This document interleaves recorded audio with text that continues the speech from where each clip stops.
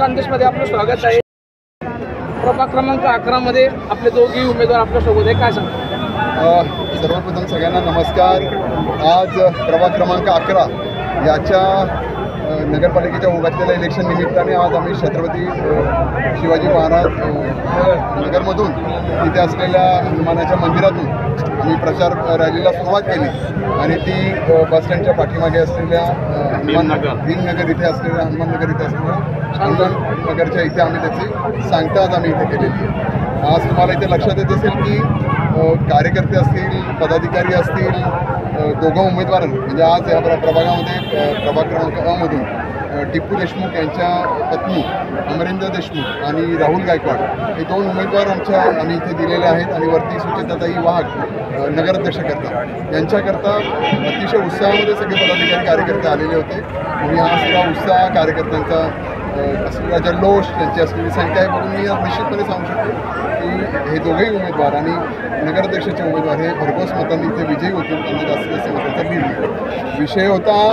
की AP फॉर्मचा आम्ही प्रभाग क्रमांक 11 मध्ये आणि ब या दोघांनाही मी माझ्या आईचा म्हणून नाव नोंदर्शित केलेलं होतं आणि त्याला पर्यायी उमेदवार म्हणून एका ठिकाणी राहुल गायकवाड आणि एका ठिकाणी अरविंद्र देशमुख यांचं नाव टाकलेलं होतं। पण ऐन वेळेस शासनाचा निवडणूक आयोगाचा 18 तारखेला एक सर्क्युलर येतं आणि त्याच्यामध्ये जे पर्यायी उमेदवार होते त्यांचं नाव त्यांनी अवैध ठरवलं होतं।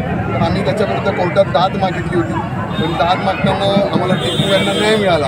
पण दुसऱ्या पद्धतीमध्ये आम्ही हायकोर्टात औरंगाबादला पण गेलेलो होतो, पण तिथे ती केस प्रलंबित पडली, त्याच्यामुळे एका बाजूला आम्हाला न्याय मिळायला उशीर होत होता तरीसुद्धा आम्ही दोघं उमेदवार म्हणून गेलेलो आहे।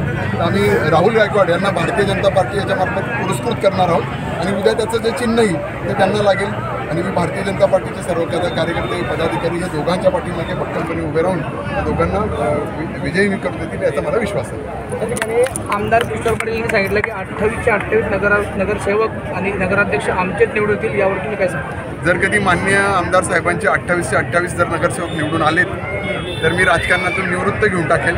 त्यांनी पण अशीच घोषणा करावी, मी त्यांना त्यांचं चॅलेंज कबूल करतो। माझ्यामार्फत तुम्ही त्यांना हे कळून द्या की 28चे 28 त्यांनी नाही निवडून आले तर त्यांनी राजकारण सोडून द्यावं, जर ते निवडून आले तर मी आयुष्यावर राजकारण सोडून द्या।